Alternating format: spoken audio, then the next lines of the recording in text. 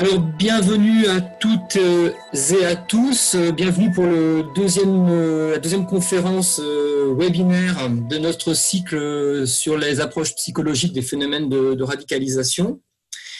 Nous avons l'honneur et le grand plaisir aujourd'hui d'accueillir Claude Burstenge et Claude Schauder. Je vais vous présenter très rapidement. Claude Burstenge est pédopsychiatre, professeur émérite, il y a de l'écho, professeur émérite à la faculté de médecine de Strasbourg et président de notre conseil scientifique et éthique à la Maison des adolescents. Claude Schauder est psychologue, psychanalyste, ancien professeur associé des universités en psychopathologie clinique à l'université de Strasbourg, et il est expert également auprès de la Cour pénale internationale de La Haye. Claude Burstenge et Claude Schauder vont nous proposer aujourd'hui une réflexion sur la question de la haine de l'autre, aux origines de la violence qui accompagne effectivement souvent les phénomènes de radicalisation violente, comme nous avons pu en parler il y a un mois lors de la précédente, du précédent webinaire. S'appuyant sur des constats cliniques qui vont puiser dans leur longue expérience, Claude Burstenge et Claude Schauder vont explorer les racines de cette haine, dont les souffrances de l'adolescent et de l'enfant. Alors en effet, la haine de l'autre renvoie bien souvent à la haine de l'altérité en soi. Une altérité qui est, on en avait déjà parlé lors de précédentes interventions l'an dernier, nous avions évoqué cette haine de l'altérité en soi et notamment de la haine du féminin, et de ce que renvoie le féminin dans une notion de passivité. Et cette passivité entre en écho, et je pense que ça va être une partie du propos de mes collègues, avec des vécus précoces de situations de traumatisme que l'enfant a pu vivre, où l'effroi s'associe souvent d'être déchet de l'autre. Je me permets de paraphraser Patrick Ange Raoult, qui a pu produire bon nombre d'écrits sur la question de la haine et de l'agir violent chez l'adolescent. Je ne vais pas être plus long, je vais laisser tout de suite la parole à mes collègues. Je vous remercie encore 1000 fois d'avoir répondu présent, d'avoir proposé cette intervention. Merci beaucoup. À vous la parole. Voilà, merci Guillaume pour cette présentation. Quelques mots pour introduire ce webinaire. D'abord, bonjour à toutes et à tous. Lorsque nous avons proposé ce webinaire, nous n'avions évidemment pas prévu les événements tragiques qui viennent de frapper notre pays. Des actes terroristes qui suscitent en chacun de nous des mouvements émotionnels, des angoisses personnelles aussi. Et il est pourtant essentiel, je crois, de ne pas y céder à ces mouvements émotionnels et de retrouver la capacité de penser, d'essayer de comprendre comment des individus peuvent être conduits à de tels actes et comment d'autres, des jeunes en particulier, peuvent plus ou moins explicitement les approuver, voire les soutenir ou s'en sentir solidaires. Alors, il faut rappeler bien sûr que tenter de comprendre ou d'expliquer ne signifie pas excuser, mais nous pensons avec les chercheurs qui travaillent sur ces questions que les tentatives de compréhension sont sans doute une des voies de la prévention de tels actes, de tels drames, je dirais. Il n'est pas question non plus pour nous de prétendre proposer un savoir total, une interprétation psychologique exclusive qui négligerait en particulier les approches sociologiques. La notion de radicalisation simplifie en quelque sorte, et regroupe en tout cas, des phénomènes en réalité complexes, multifactoriels, dans la compréhension desquels les apports des différentes disciplines des sciences humaines apparaissent nécessaires afin d'envisager l'articulation entre individuel et collectif, entre sujet et culture. Alors, comme on vient de le dire, comme Guillaume Corduan vient de le dire, ce webinaire se place dans la continuité de la réflexion qu'il a introduit il y a quelques semaines avec Alice Dallène, et nous allons être amenés à reprendre, compléter peut-être, éventuellement discuter des questions qu'ils ont abordées. En particulier, la comparaison qu'ils ont proposée avec la toxicomanie nous paraît très pertinente.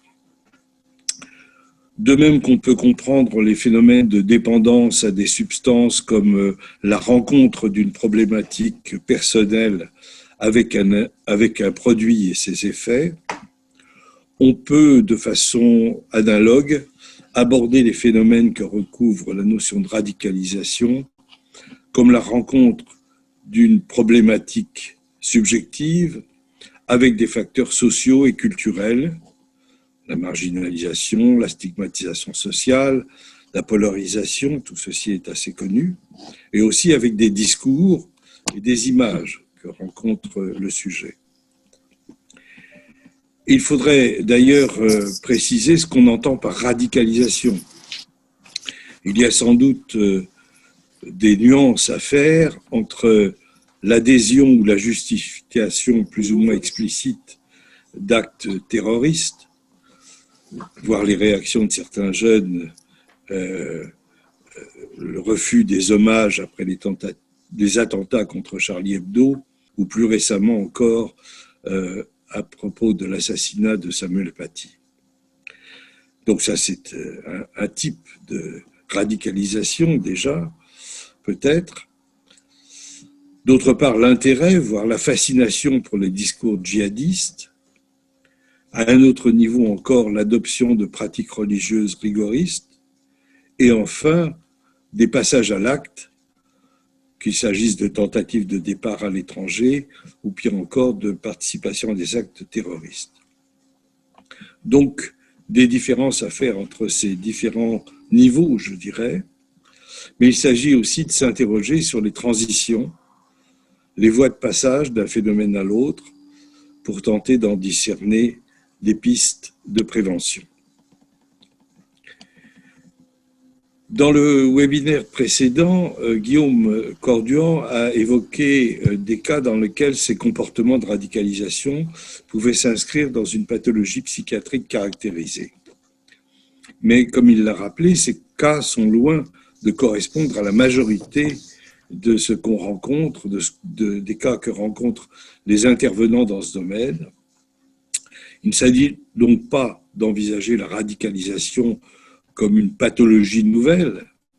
En revanche, on peut, et je crois on doit, interroger sa fonction de symptôme, au sens psychanalytique du terme, c'est-à-dire comme une tentative de solution qu'un sujet tente d'apporter à un conflit psychique, à une souffrance. C'est donc effectivement à partir de notre expérience de clinicien que nous proposons de réfléchir avec vous sur ces phénomènes dans une perspective analogue à celle proposée par Thierry Lamotte. Je le cite, la perspective clinique vise à rendre compte de la singularité des phénomènes tels qu'elle se manifeste dans la parole des sujets radicalisés. Cette approche offre l'occasion d'y repérer certaines récurrences thématiques et structurales susceptibles d'être articulées à des considérations sur le contexte culturel qui a favorisé leur émergence. Alors, pour introduire notre réflexion, nous avons décidé avec Claude Chauder de partir du cas d'un adolescent qui nous paraît assez représentatif et d'autres personnes pourront peut-être dire si ça correspond à leur expérience. Alors, il s'agit d'un garçon que j'appellerais Célic, que j'ai rencontré à l'âge de 14 ans, à l'occasion d'une expertise demandée par un juge des enfants. Quelques mois auparavant, la police avait alerté sa mère qu'il consultait des sites promouvant le djihad en Syrie et qu'il se préparait au départ. Çelik, effectivement, avait déjà acheté par Internet des billets d'avion pour la Turquie avec la carte de crédit de sa mère. Suite à ces révélations, la mère avait demandé la mise en place d'une mesure d'opposition à la sortie du territoire et le juge des enfants avait été saisi. Alors Çelik est un garçon de nationalité française. Il est le deuxième enfant d'un couple d'origine turque. Il a une sœur aînée, Damia, qui a 19 ans et qui vit encore au domicile de la famille et qui travaille d'ailleurs dans le restaurant familial. L'ensemble de la famille est musulmane avec une pratique religieuse modérée.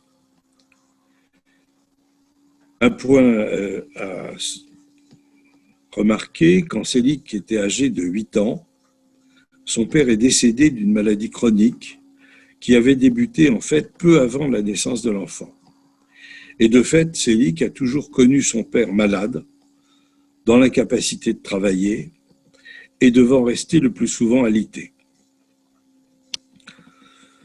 Çelik n'a aucun antécédent particulier, sa scolarité s'était jusque-là déroulée sans problème. Elle était même jugée assez brillante jusqu'à la 4e.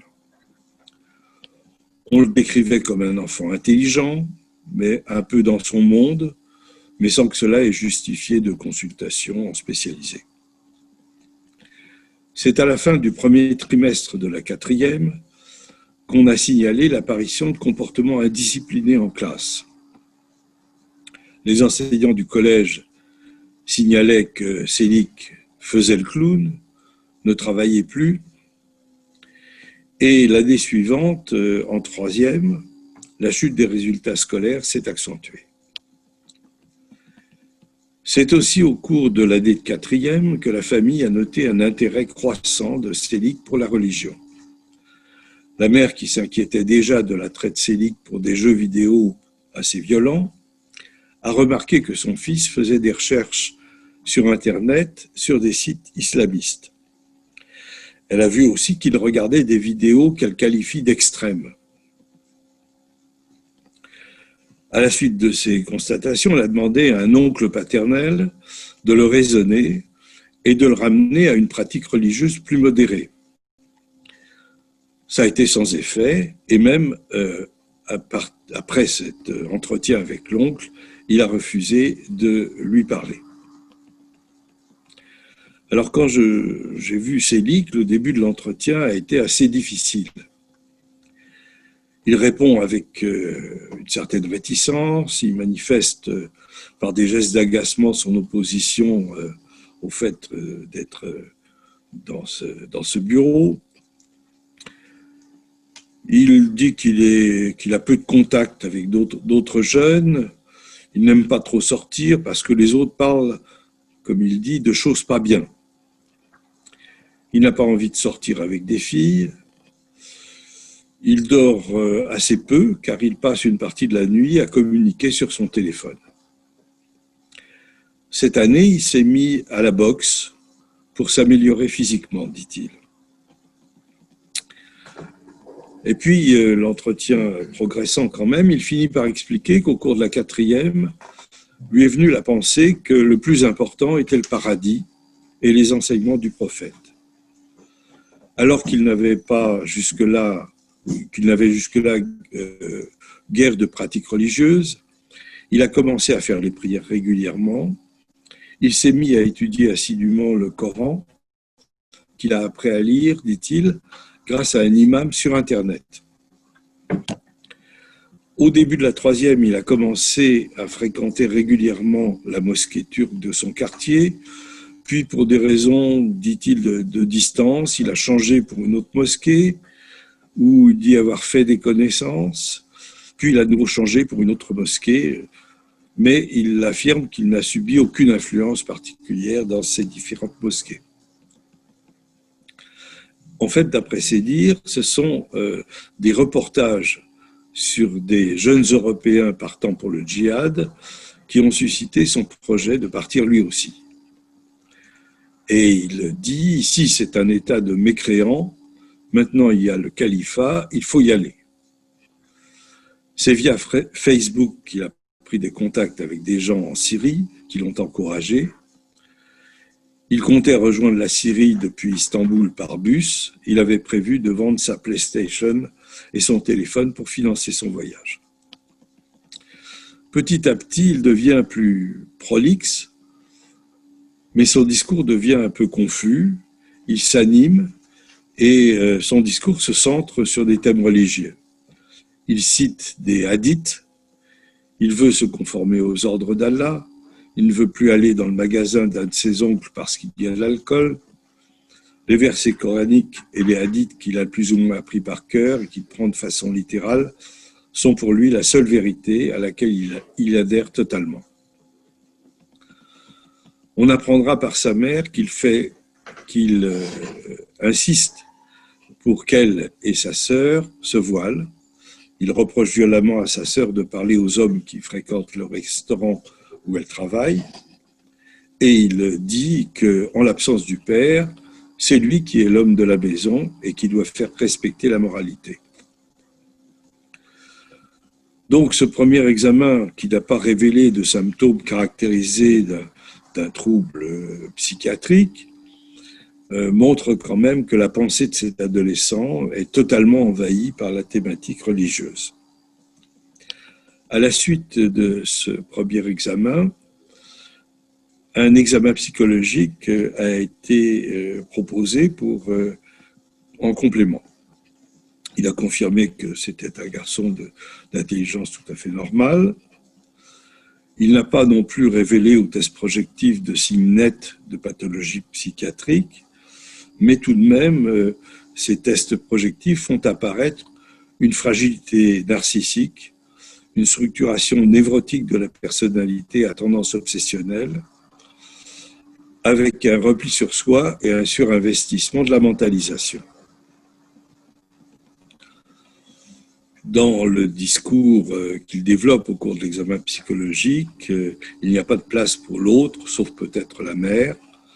La conviction d'être dans le vrai est absolue, même si la conscience de la loi et la crainte de la punition sont présents. Nous avons pu revoir Selig 3 mois plus tard à peu près, afin d'évaluer l'évolution qu'avait pu avoir dans le temps son discours et ses positions. C'était au fond après les vacances, juste à la rentrée scolaire. Lors de ce second entretien, il affiche une attitude désinvolte. Son expression est souvent ironique, voire même méprisante. Il semble avoir grandi, s'être musclé. Il donne une impression plus adolescente, il donnait une impression un peu enfantine encore lors du premier examen. Il dit avoir passé l'été à apprendre des choses, et quand je lui demande de préciser, il dit « j'ai appris à me battre ».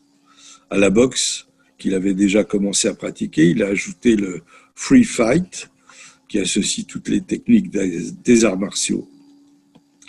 Depuis la rentrée, il continue de s'entraîner 3 ou 4 soirées par semaine, et du coup, il est trop fatigué pour se lever le matin, donc il ne va qu'irrégulièrement au lycée. Il n'a d'ailleurs pas jugé utile d'acheter un cahier de texte. Il a appris par cœur de nouveaux versets, de nouveaux hadiths. Il y a trouvé des preuves que ce qu'il appelle les gouverneurs de France, de Turquie et même d'Arabie saoudite sont des mécréants, car ils n'appliquent pas la loi d'Allah. Ils ne fréquentent plus les mosquées, car les imams y incitent à respecter les lois françaises et même à voter.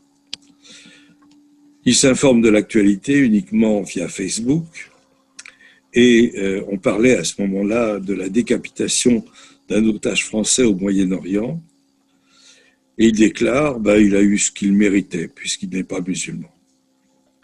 À la fin de l'entretien, lorsque je lui dis que je vais transmettre ce rapport au juge, il conclut en disant « il y a un juge qui juge les juges ».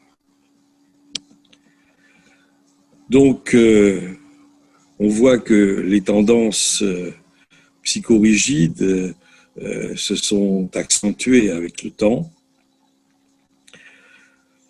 Selig ne me paraît pas véritablement accessible à une psychothérapie classique, auquel il était assez peu probable qu'il adhère. Et j'avais proposé à ce moment-là qu'un suivi psychoéducatif soit mis en place dans le but au moins de sortir cet adolescent que je considérais en danger de son isolement social, et en espérant que dans ce cadre-là, il pourrait remettre en question ses positions idéologiques. J'ai appris que par la suite, il avait dû être placé dans un centre éducatif fermé, puis incarcéré pour des menaces de mort et des violences, et il était devenu de plus en plus persécuté et menaçant, replié dans un monde de plus en plus restreint, et autant que je sache, on a perdu sa trace au bout d'1 an. Voilà cette observation, peut-être que Claude Chauder pourrait le commenter. Alors. Merci, bonjour à tous, merci d'être là, merci à Virage de nous avoir invités pour suivre cette fonction entamée la dernière fois par Guillaume Cordoue. Cet exemple me paraît, enfin ce cas clinique me paraît absolument illustratif d'un très très grand nombre d'autres cas qui sont tout à fait comparables à celui-là, dans la mesure où, comme on peut l'entendre, on voit se développer, se rigidifier d'ailleurs, des éléments d'une structure restée très discrète au préalable et qui prend alors toute sa dimension, on peut dire, clinique, avec l'évolution du temps. Et effectivement, pour certains d'entre ces jeunes qui échappent aux surveillances et au radar de la vigilance, on sait que ce type de structure trouve à être assez facilement récupéré par ceux auxquels ils peuvent profiter. Et je pense que c'est extrêmement intéressant et important de savoir que c'est effectivement très loin dans leur histoire que prend en quelque sorte racine. Claude Bursin a bien repéré dans son histoire de jeune enfant qui perd très tôt son père et qui ne l'a jamais connu que totalement défaillant et dans l'incapacité de remplir sa fonction. Et donc là, on a toute une série de jeunes qui sont effectivement en grand danger et éventuellement dangereux. Comment ? Il faut que je parle plus fort ? Je parle plus fort. Donc, toute une série de jeunes en grand danger et éventuellement dans certaines situations dangereuses.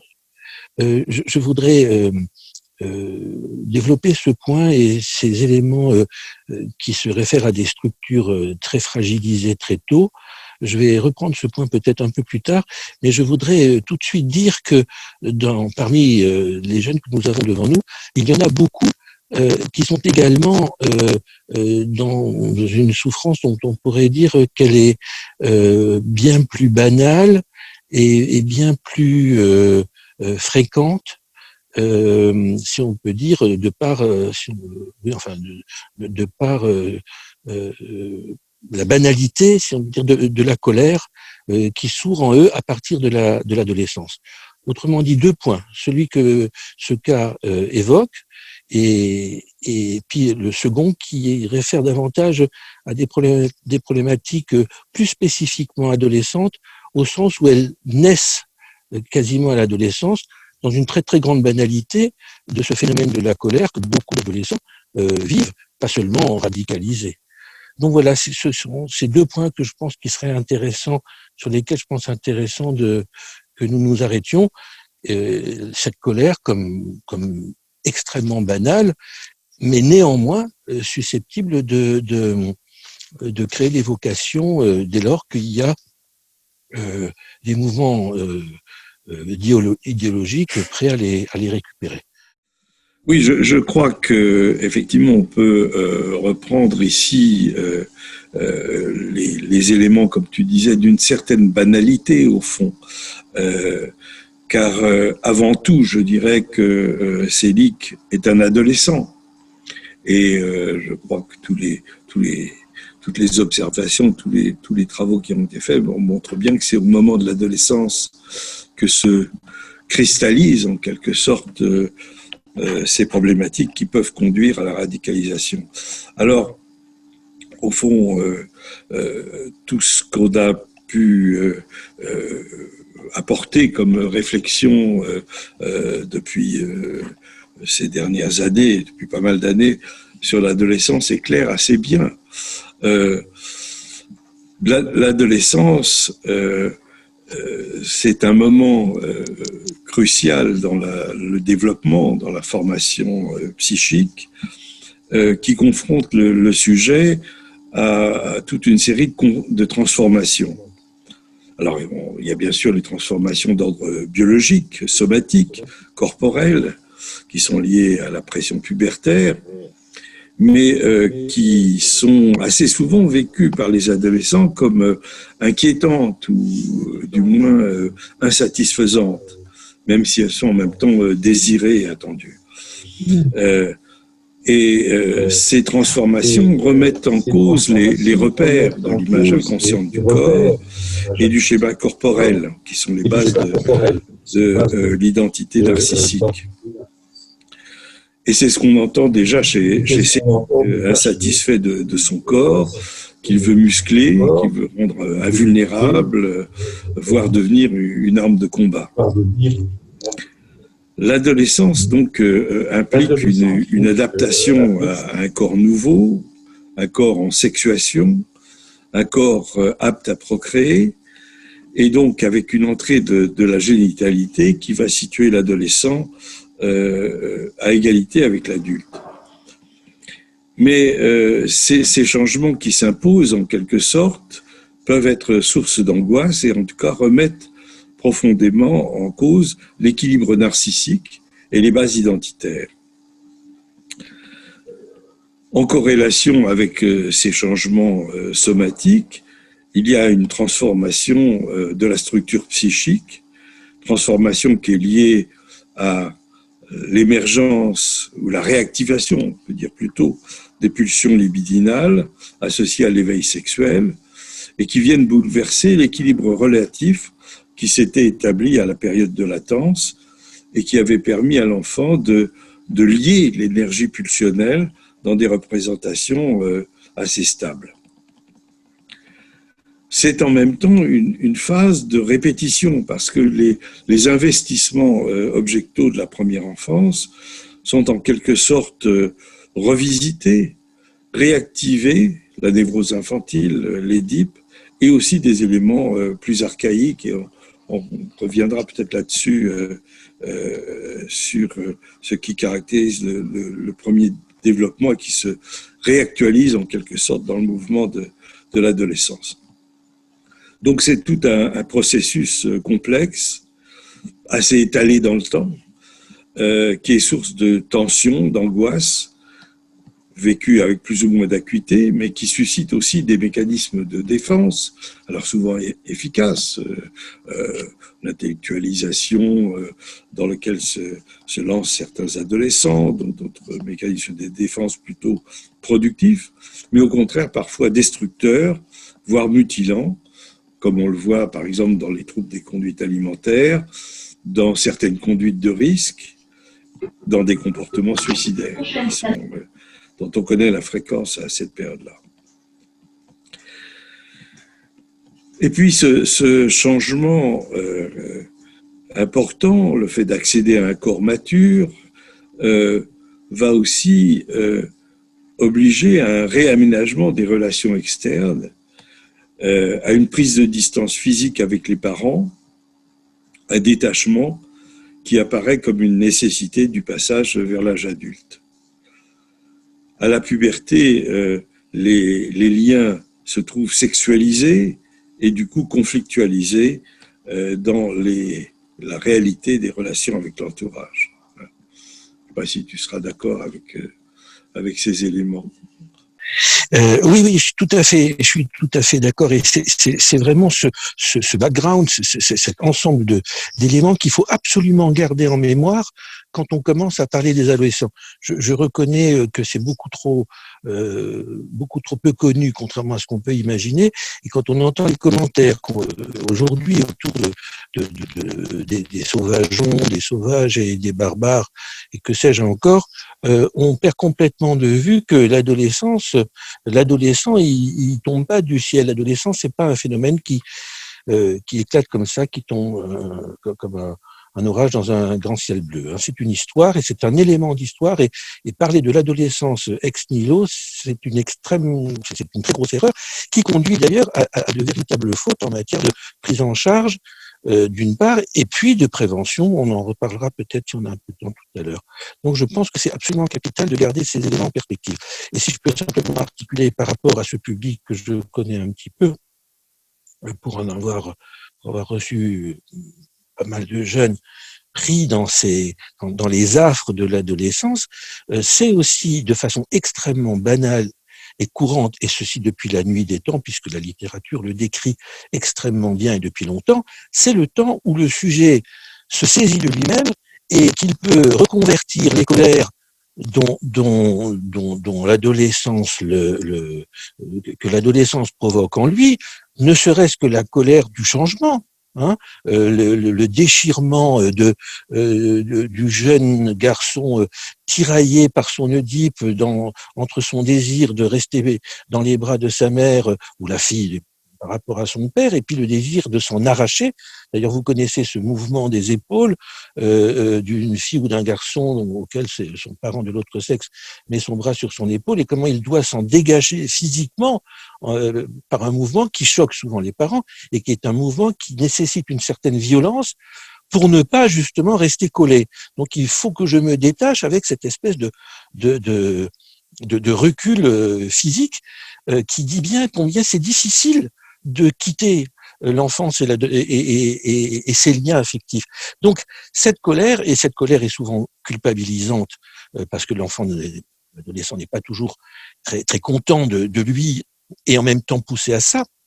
Et cette colère, eh bien, elle va trouver, et comme je l'ai dit depuis la nuit des temps, à se reconvertir, à se récupérer dans des causes justes, au sens où elle légitime cette colère, elle lui donne une forme, elle lui donne une force, qui est la force de la légitimité. Et comme vous le savez sans doute, ceux qui travaillent avec des adolescents le savent, la première destination, si on peut dire, de cette reconversion de colère, ce sont les causes justes, c'est lutter contre les injustices, lutter contre les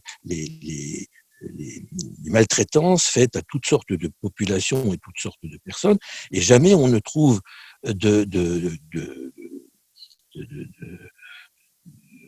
d'intervenants avec autant de compétences, pour ne pas dire de violence, à défendre certaines thèses. Les meilleurs avocats des thèses perdues, c'est toujours les adolescents, et on le sait, avec des discours sans concession, des discours qui sont évidemment souvent injustes par leur extrémisme, mais toujours fondés. Et c'est de cette violence, de cette violente colère dont il est question quand, comme je l'ai déjà dit tout à l'heure, des mouvements idéologiques intéressés, à tous les sens du terme, viennent en quelque sorte récupérer cette colère et pour la canaliser, la driver dans des directions où elles sont les bienvenues, récupérables, quitte à faire de ces jeunes de véritables victimes, pour ne pas dire de la chair à canon, avec, dans certaines idéologies, justement, le mythe du martyr qui donne vraiment qui offre sur un plateau d'argent l'horreur de la reconversion violente. Donc, mais ce que je voudrais rappeler, c'est que ceci n'est pas du tout réservé, cette colère, elle n'est pas réservée à des cas forcément gravement atteints. Ce sont des colères que nous trouvons partout, dans toutes les couches de la société, dans toutes les populations, quelles qu'elles soient. Simplement, elles ne sont pas toutes récupérées et récupérables de la même manière. Et je pense que sur ce chapitre, on a encore beaucoup de choses à apprendre en écoutant les jeunes pour constater quelles sont les stratégies qui vont être les plus les plus habiles, en quelque sorte, à recycler, c'est cette image qui me vient, à recycler cette colère. Et il me vient comme ça quelque chose, un souvenir que j'évoquais tout à l'heure, d'une jeune fille, 17 ans, Rose, qui ressemblait en tout point à de très nombreux autres adolescents, et dont j'ai pu constater que, après avoir été mollement contactée par une copine de classe, elle s'était tout à coup saisie de l'offre qu'elle devinait à travers d'abord une conversion à l'islam et surtout ensuite un intérêt pour certains sites, comment tout à coup elle avait pu en quelque sorte exploser, mais pas exploser négativement, comment elle avait pu se développer et redevenir ou devenir la jeune fille qu'elle voulait être, avec, on peut dire, une espèce d'euphorie, puisque sur ces sites qu'elle allait visiter, elle trouvait matière finalement à se grandir et à voir sa colère l'épanouir. Elle en était, et c'est elle-même qui le disait en s'en étonnant un peu, elle en était quasiment devenue addicte. Et c'est pour ça qu'on pourra revenir tout à la question de l'addiction. Elle était dépendante de ces sites qui étaient devenus en quelque sorte sa nouvelle colonne vertébrale, quelque chose qui lui permettait d'exister, on peut dire, à plein. Et donc, elle a connu là une période d'euphorie, et c'est à ce moment-là qu'effectivement, elle a pu être embrigadée. Mais encore une fois, ça venait, dans un premier temps, de sa réceptivité et du besoin dans lequel elle était de ces nouveaux discours de revalorisation ou de valorisation narcissique, parce que on ne peut pas parler de revalorisation. Il y avait effectivement un gros déficit narcissique, et grâce à tout ça, donc encore pour résumer, une véritable dimension thérapeutique de la colère qui, au lieu de se retourner contre elle et d'augmenter sa mésestime d'elle-même, au contraire, venait la renforcer et la faire tenir sur ses jambes et l'aider à marcher. Voilà. Qui me vient pour articuler. Oui, je crois, en même temps, dans l'exemple que tu évoquais, on peut aussi évoquer la question des identifications qui est un rôle tout à fait important, qui a une place tout à fait importante au moment de l'adolescence, puisque dans le mouvement de désinvestissement des figures parentales, il y a un besoin de chercher de nouvelles figures d'identification à lesquelles se référer et à partir desquelles se construire. Alors souvent, chez les adolescents, c'est bien connu, c'est l'affiliation au groupe des pairs, au groupe du même âge, et bien sûr à l'adoption des valeurs qu'ils expriment et qu'ils défendent. C'est un phénomène qui a toujours existé, mais qui prend peut-être une dimension plus importante aujourd'hui avec les réseaux sociaux, qui amplifient ces phénomènes et ces références. Et d'ailleurs, je crois que pas mal de sociologues, des témoignages aussi d'enseignants qu'on trouve dans certains ouvrages.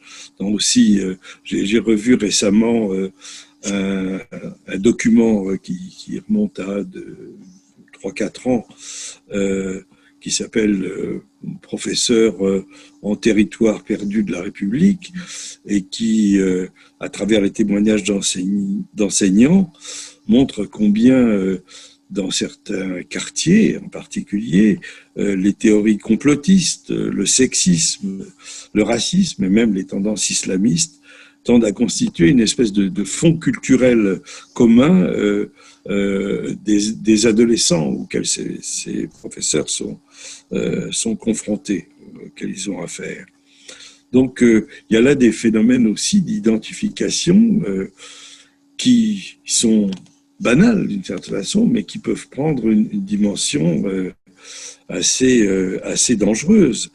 et qui rendent aussi l'adolescent vulnérable, réceptif à des discours ou à des images héroïques. Il y a des identifications comme ça à des personnages un peu mythiques.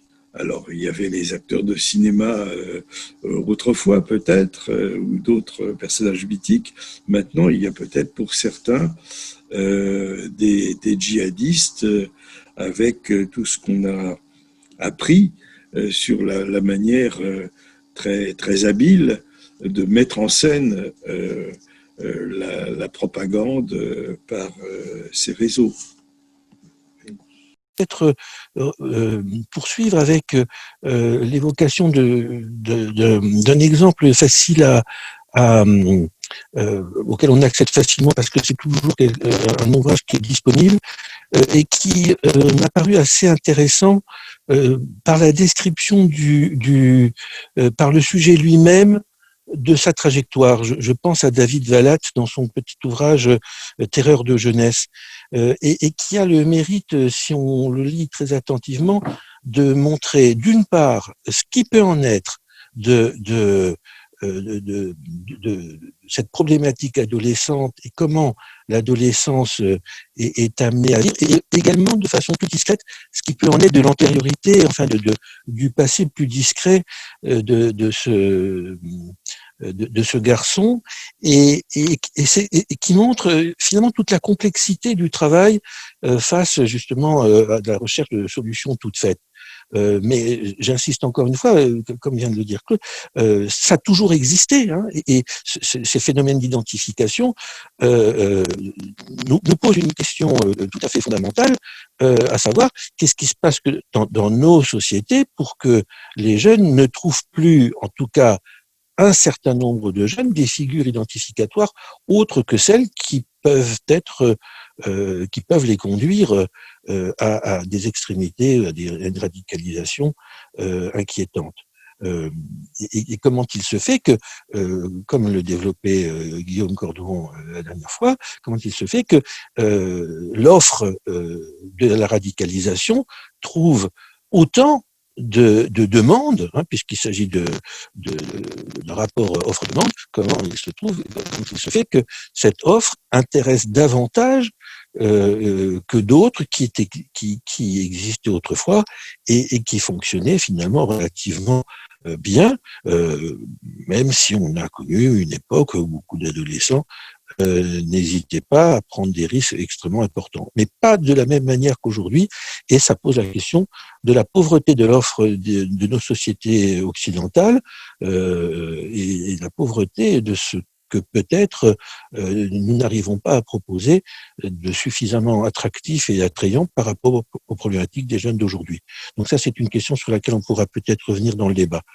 Mais si je veux dire quelques mots du petit bouquin de David Vallat, c'est parce que nous n'avons pas suffisamment de témoignages directs et de descriptions de parcours aussi fouillées et aussi intelligentes et aussi documentées que celles que David Vallat nous propose, même si son histoire est déjà un peu ancienne et que nos sociétés ont un petit peu évolué depuis que lui-même ait été pris dans ces réseaux radicalisé et qu'il a pu être effectivement engagé dans des projets, dans des combats même qui se sont terminés aux alentours de l'attentat du métro Saint-Michel en 95, qui l'ont conduit à être arrêté et il n'a pu faire qu'une période de prison relativement courte, puisqu'il est resté, je crois, 5 ou 6 ans en prison, puisqu'il a pu faire la démonstration qu'il s'était désolidarisé des actions auxquelles il aurait pu s'associer.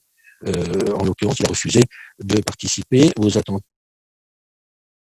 Et c'est ça qui est intéressant, en tout cas, c'est d'aller combattre en Bosnie au nom du djihad et au nom de la justice et de la réparation que les combattants devaient à ceux qui avaient été injustement oppressés, ceux qui avaient été maltraités par justement l'Occident et la chrétienté. Donc c'était un combat juste et valeureux à ses yeux qui l'avait amené extrêmement loin, et il en décrit finalement le détail et je ne peux que vous recommander d'aller regarder comment cet adolescent trouve en quelque sorte la solution à son mal-être. La solution. Il n'y en a pas d'autre et il explique bien comment elle est absolument remarquable. C'est la modalité de résolution de ces conflits avec un tiers injuste et mauvais. En l'occurrence, là, j'ai dit les chrétiens jugés fondamentalement injustes et devant, à ce titre, être combattus. Et Valade décrit également dans ce livre les désillusions qui vont s'en suivre pour lui et comment il a pu revenir à une meilleure appréciation des situations auxquelles il avait été confronté un peu avant et surtout après et durant son incarcération, avant donc l'arrestation, son arrestation et aussi ensuite en prison et le chemin qu'il a pu accomplir. Donc David Valade, Terreur de jeunesse. Plus précisément, je vais encore avancer un point pour renouer avec ce que nous disions tout à l'heure. Dans ce livre, on lit de façon nettement plus discrète, mais néanmoins elles sont présentes, des allusions à des événements plus anciens que son adolescence, plus anciens où cette difficulté adolescente tire probablement leurs racines. Un interview que j'avais entendu de lui à la radio, ce qui m'a fait acheter son bouquin, le montrait d'ailleurs un peu plus loquace à ce propos. J'avais l'impression qu'il avait fait d'ailleurs du chemin depuis l'écriture de ce livre. Il s'agissait pour lui de questions qui se sont posées très tôt dans sa vie et où des trous dans les infos dont il disposait sur ses origines, celles de son père, celles de sa mère, ces trous, ces vides, ces doutes, avait laissé en quelque sorte des éléments de souffrance sans qu'il ne puisse d'ailleurs les reconnaître. Et on va retrouver ces trous, ces éléments manquants, ces vides dans l'histoire de nombre de ceux qui ont recours justement à ce que on appelle, qu'on peut reconnaître comme étant de la haine pour se construire. Alors j'ai créé une espèce d'horreur sous la forme de l'expression haine constructive, mais il s'agit bien de ce que Mélanie Klein décrit chez le tout petit, c'est-à-dire une haine d'une extrême utilité qui permet de se construire ou de se reconstruire dans certains cas pour se donner une contenance, à défaut de se donner un contenu, quelque chose qui va nous tenir ou qui va tenir pratiquement de l'extérieur. J'ai dit tout à l'heure colonne vertébrale, mais c'est pas suffisamment précis. À mon avis, c'est quelque chose qui va vous tenir de l'extérieur, à défaut de trouver à l'intérieur de quoi se tenir debout et marcher, pour reprendre cette expression de Denis Vasse. Et c'est toujours quand ce dont ces sujets ont été, ce dont ils ont été dotés, ou ce qui leur a été donné dès la petite enfance, ne suffit pas à faire colonne vertébrale, ne suffit pas à faire face à l'adversité de la vie. Et la clinique, comme la littérature, ça vous le savez, montre combien nombreux sont ceux qui éructent leur haine, qui hurlent leur haine de l'autre, c'est-à-dire l'autre, c'est celui qu'ils ne sont pas, celui que secrètement ils voudraient peut-être être, celui qu'ils ne pourront jamais être et qui ne leur permettra pas d'exister sur ce modèle-là, ceux auxquels ils voudraient s'identifier, mais sans grand succès, ceux qu'ils envient et veulent simultanément détruire parce qu'ils les envient. Comment ces garçons, ces filles ne parviennent pas à élaborer un semblant d'organisation psychique sans s'appuyer sur cette haine. Et ça, c'est quelque chose qui nous amène à revenir à réfléchir, qu'on n'aura pas le temps aujourd'hui, mais à réfléchir sur finalement cette fonction constructive de la haine, cette fonction qui n'est absolument pas exceptionnelle dans la toute petite enfance.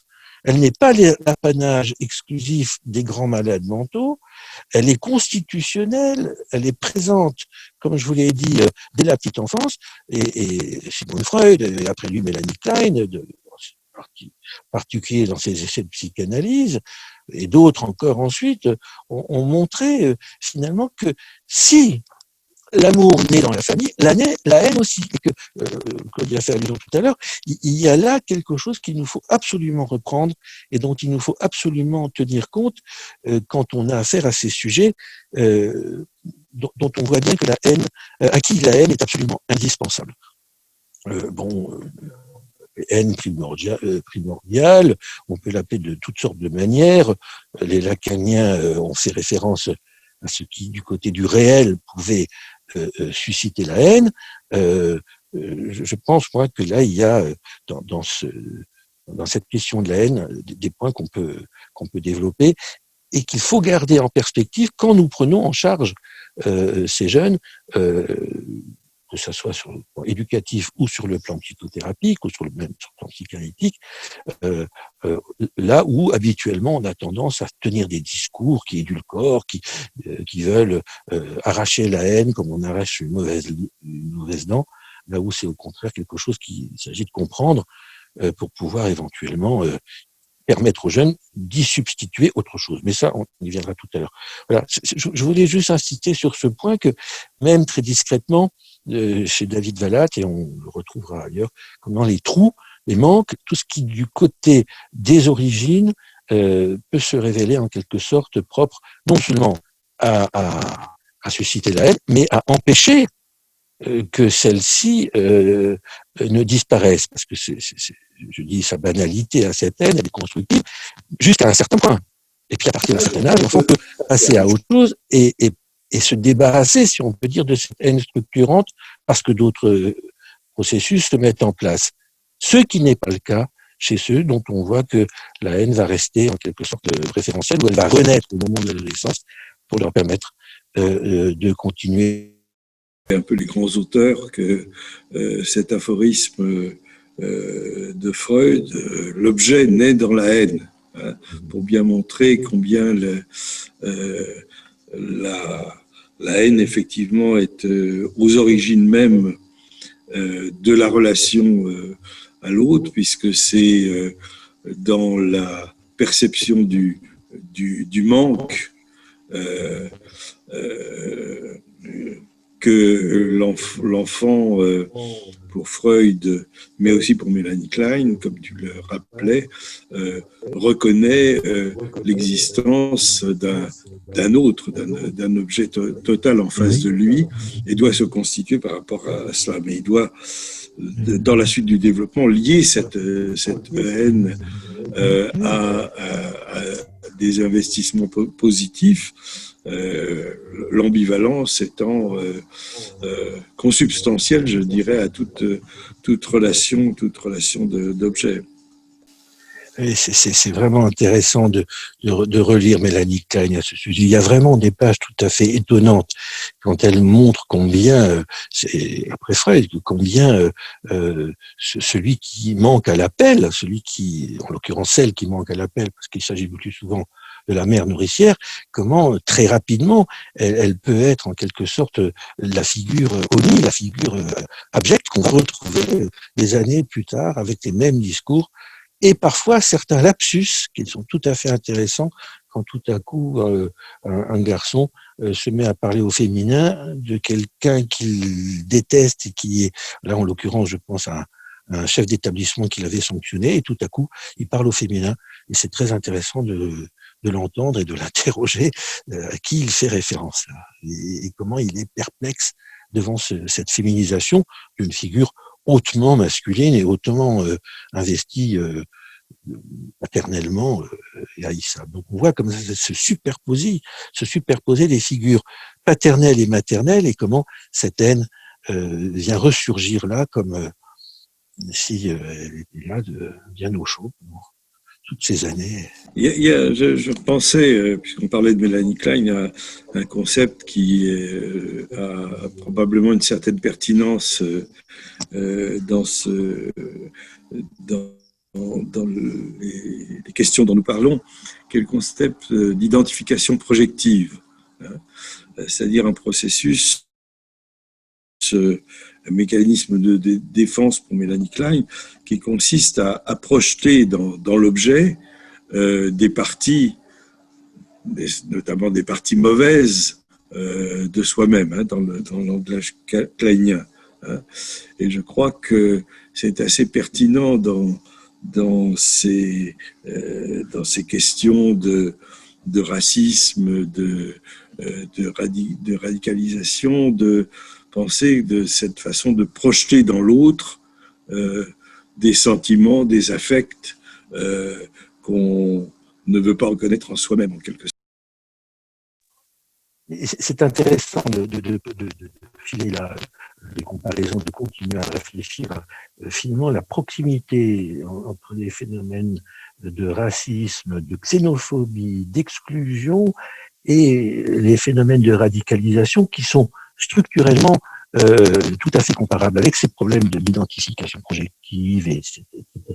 Et ce qu'on peut dire, c'est que on va retrouver d'ailleurs ces discours quand on a analysé.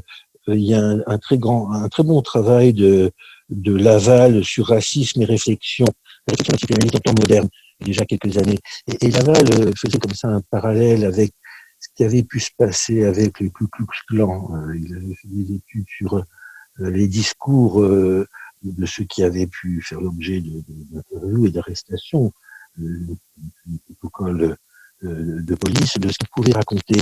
Et moi, ça m'avait frappé finalement avec les discours, la comparaison que j'ai pu faire moi récemment avec des discours de jeunes, c'est l'impossibilité de s'inscrire, de recycler d'abord cette négativité en eux, la perte de respect de soi ou bien la difficulté à trouver de quoi se construire, généraliser, et c'est particulièrement fréquent dans les banlieues où il est absolument indéniable que nous n'offrons, nos sociétés occidentales n'offrent pas suffisamment de débouchés et de modalités d'identification positive à ces jeunes, et qu'on voit tenir les murs parce que l'école ne leur fait ils n'ont aucune confiance dans une école qui ne les amène d'ailleurs bien souvent pas à grand chose, puisqu'on retrouve, je ne vais pas rentrer dans l'étude sociologique, nos sociologues le font mieux que moi, mais on retrouve quand même de quoi nourrir la déception, la désillusion et le désespoir dans un avenir, et comment à ce moment-là, pour pouvoir trouver quelque chose à se mettre sous la dent, il y a finalement cette offre de radicalisation et d'identification positive qui leur a manqué souvent. Alors quand en plus le père a été lui-même déficient, quand le père a été lui-même un poids pour sa famille, ou bien alors peu investi là où autrefois il avait un certain statut, il est clair qu'il n'y a pas grand-chose à quoi s'accrocher. Et quand on se reporte par exemple à ceux qui constituaient le nouveau lumpenprolétariat, comme on l'appelait, qui ont grossi les rangs du Ku Klux Klan, on voit très très bien des gens qui avaient commencé à quitter une position extrêmement de grande pauvreté, ou bien souvent des gens qui commençaient à pouvoir sortir d'un prolétariat américain dans la description, et qui commençaient à pouvoir espérer, et que la grande crise a fait retomber, si on peut dire, revenir en arrière dans quelque chose de totalement désespérant. Ils ne pouvaient plus s'identifier, quand ils sortaient de la classe ouvrière, ils ne pouvaient plus s'identifier à cette classe-là parce que ils s'en étaient dégagés, ils avaient tenté de s'en dégager, et voilà qu'ils étaient renvoyés, si on peut dire, au tapis. Et le Ku Klux Klan et les discours racistes, la capacité de s'identifier à des blancs grands, forts et victorieux par rapport aux noirs, les a leur a donné en quelque sorte des ailes pour devenir finalement des meurtriers qui avaient en quelque sorte perdu toutes les références éthiques, c'est-à-dire que dans ces champs identificatoires nouveaux, et c'est vrai aussi bien pour les jeunes d'aujourd'hui que pour ceux-là, le référentiel éthique attaché à notre culture disparaît au bénéfice d'autres cultures, de nouvelles cultures, et vous savez combien les Américains sont prompts encore aujourd'hui à s'identifier à des images culturelles où la différence raciale est quand même bien grandement mise en avant. Je pense à la Courbe de Bell, cet ouvrage qui s'est vendu à des millions d'exemplaires chez les Blancs américains, ouvrage qui n'avait finalement qu'un seul mérite, c'est de les rassurer quant à leur supposée supériorité. Et des éléments chiffrés, ce sont des éléments statistiques que Einstein et j'ai oublié le nom de l'autre avaient mis en évidence et qui devaient les rassurer sur leur supériorité et leur valeur par rapport aux Noirs supposés tellement plus stupides et tellement moins capables d'invention, etc., etc. Donc voilà, c'est intéressant ces parallèles parce que je crois que effectivement on a des populations qui sont comparables et qu'on ne pourra jamais faire l'impasse sur tout ce qu'il y a comme désespoir au niveau du social si on veut effectivement lutter contre la radicalisation. Il faut qu'il y ait des offres infiniment plus riches, plus variées et plus sérieuses, et pas seulement des effets d'annonce et des effets publicitaires sur ce qu'on est supposé faire.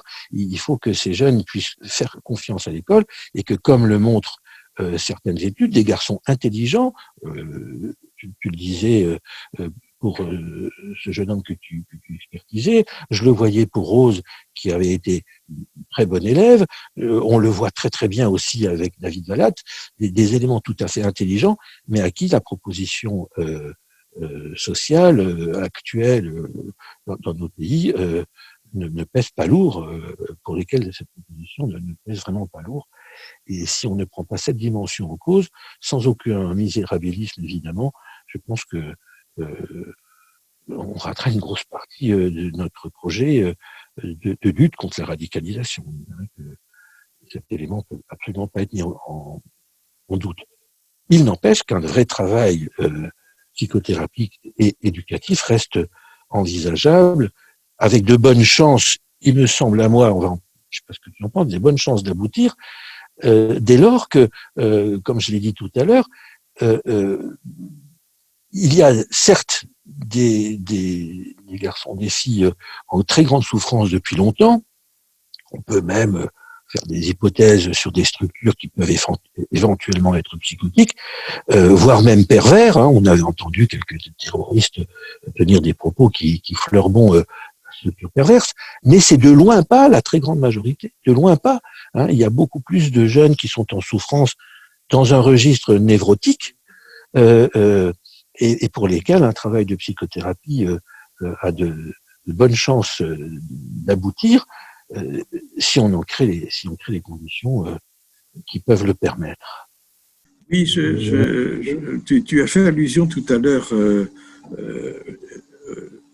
à la question de l'environnement familial. Hein. Je crois que c'est important d'y revenir un peu parce que c'est aussi probablement une des voies par lesquelles on peut aider ces jeunes. Parce que je veux dire, avant de penser encore une fois aux terroristes, avant tout, moi je pense à ces adolescents qui, heureusement, ne vont pas tous devenir terroristes, mais qui sont pour beaucoup en danger éventuellement d'être entraînés dans des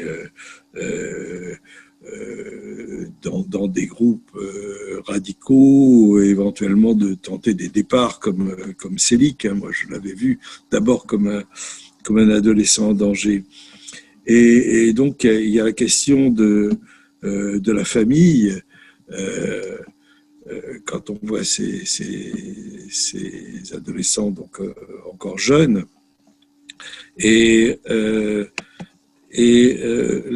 justement, enfin, il y a ce paradoxe de l'adolescence qu'avait bien pointé Winnicott. C'est que à la fois l'adolescent, il est dans un mouvement de détachement et qui est tout à fait naturel et créatif sans doute dans l'adolescence, mais en même temps, quand on demandait à Winnicott qu'est-ce que doivent faire les parents face à un adolescent qui pose des problèmes, sa réponse c'était ils doivent tenir, hein, tenir, voilà. Et que effectivement la qualité des liens qui s'est construit dans la petite enfance, c'est là aussi où on revient à la question des tout premiers liens, et la solidité dans l'actualité des figures parentales est tout à fait déterminante, hein, que les parents puissent continuer d'être garants de la sécurité, garants aussi de la loi symbolique, hein, du cadre en quelque sorte dans lequel se déroule cette adolescence.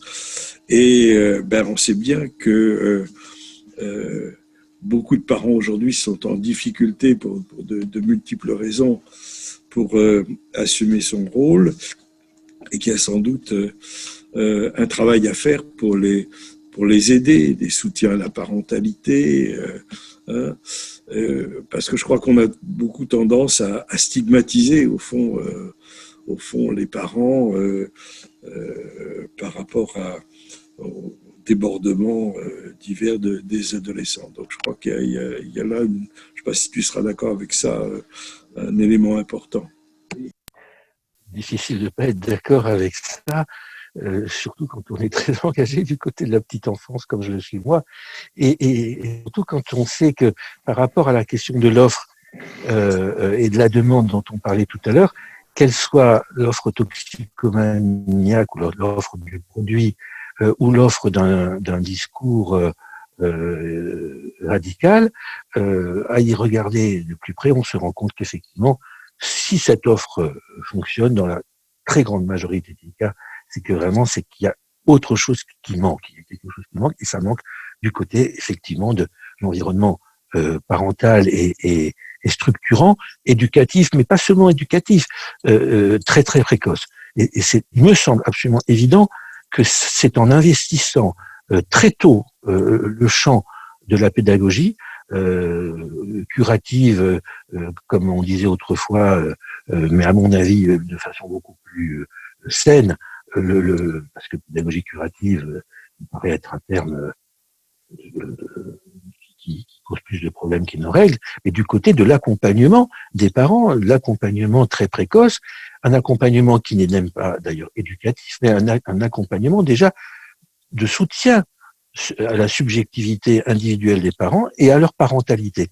Soutien à la parentalité qui est indispensable. J'ai le privilège de travailler dans plusieurs structures de soutien à la parentalité, type maison verte, et je me rends compte que nous ratons, trop souvent, nous ratons l'occasion d'écouter ces parents et de les soutenir dans leurs doutes, là où on voudrait faire plutôt de la guidance et leur dicter des comportements, leur proposer des modèles de fonctionnement en leur apprenant ce qu'ils doivent faire.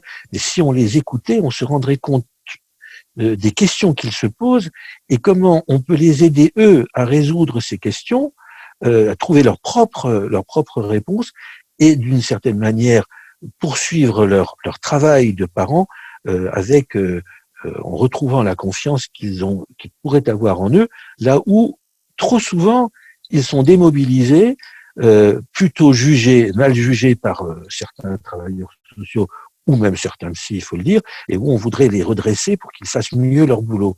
Moi, je trouve très intéressant le travail que font les structures type Maison Verte. Je travaille dans une structure région parisienne, dans un quartier quartier très défavorisé, derrière Barbès, et nous voyons très très très régulièrement ces familles qui ne demandent rien d'autre que d'être écoutées pour mieux se comprendre et mieux comprendre quand elles lâchent prise et pourquoi elles lâchent prise. Et quand on les écoute et qu'on travaille avec elles, on se rend compte qu'il y a des trésors, des trésors de compétences chez ces parents, pour autant qu'on les aide d'abord à les trouver et puis à les revaloriser. Hein.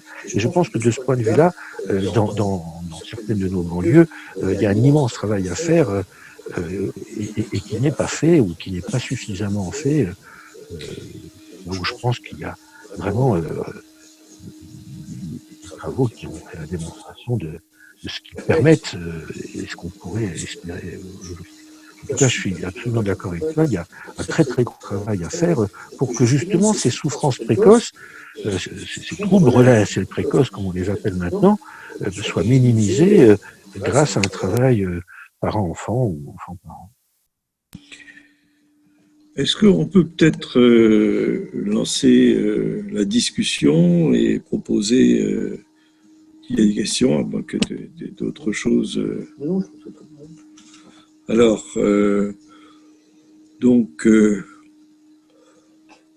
on peut ouvrir la discussion. Je crois que tu peux rouvrir ton micro, on peut être à deux quand même. Voilà. Et soit par écrit, soit par oral, on vous donne la parole. J'entendais votre description de la haine et je me suis fait la réflexion que je partageais hier avec une étudiante que j'avais en visio, avec laquelle on fait un programme de recherche, sur dans quelle mesure la haine, qui est parfois décrite comme une lutte contre la mélancolie, ne vient pas signer chez bon nombre des jeunes gens dont on parle aujourd'hui un vécu dépressif qui ne peut pas être dit, qui ne peut pas être perçu, qui ne peut pas être ressenti et qui va, comme vous le disiez sur Burstenge, être projeté à l'inverse vers plutôt un vécu de destruction dirigé vers l'autre. Encore qu'on peut entendre aussi dans les parcours de certains terroristes et parfois les départs en territoire de guerre, un double mouvement à la fois d'actions violentes hétéro-agressives, mais également auto-agressives, avec une perception assez claire. Je me souviens de certains jeunes gens qu'on a pu suivre qui nous disaient « Oui, je savais que j'allais mourir, mais c'est pas bien grave. » Oui, alors la haine comme défense contre la dépression. Bon, j'ai pas d'éléments cliniques comme ça. Ce qui me vient à l'esprit, c'est la dimension, l'atteinte narcissique, dont un des effets peut être effectivement la dépression, baisse de l'estime de soi, mais aussi mouvement dépressif. Et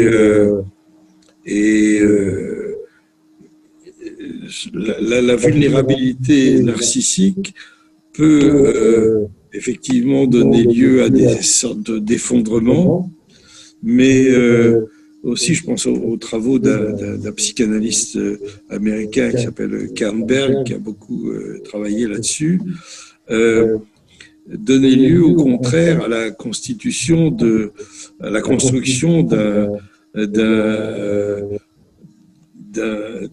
moi idéal surdéveloppé, hein,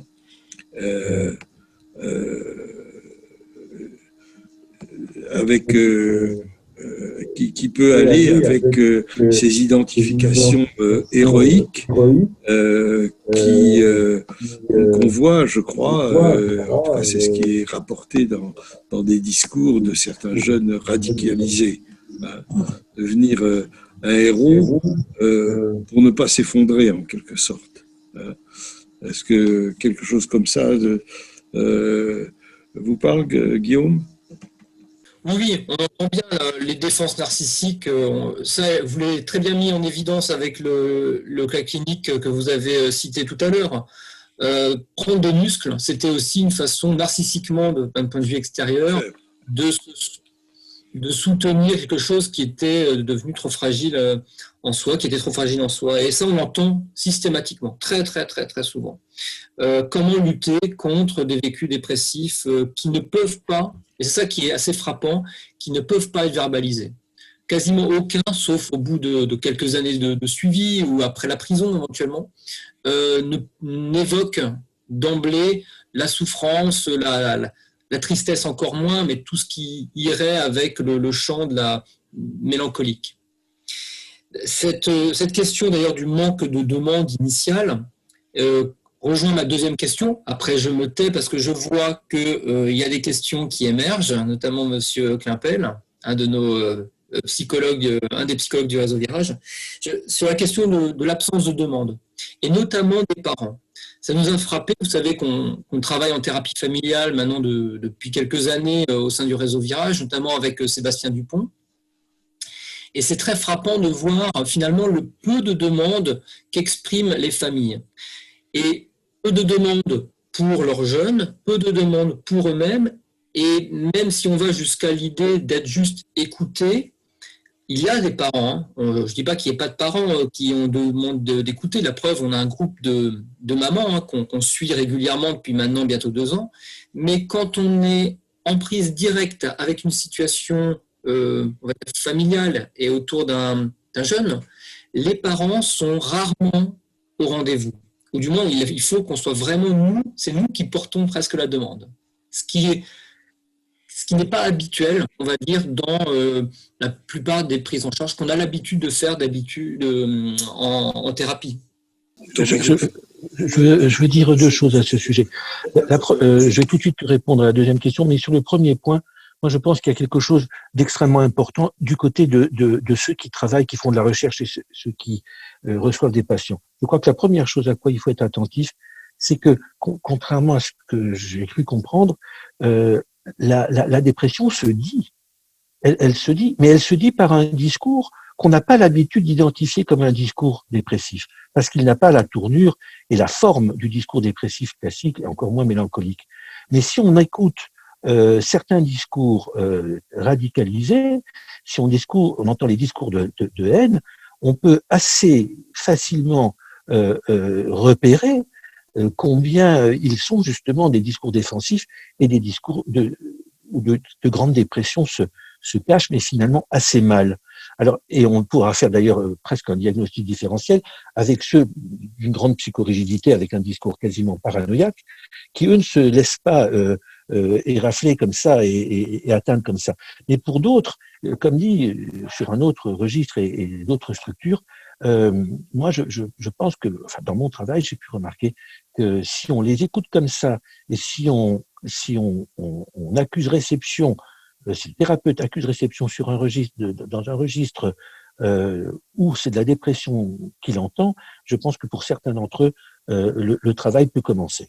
Ça, c'est une expérience personnelle. Je n'en fais pas une généralité. Je dis que je suis prêt à la partager parce que j'ai quelques exemples assez impressionnants à ce sujet.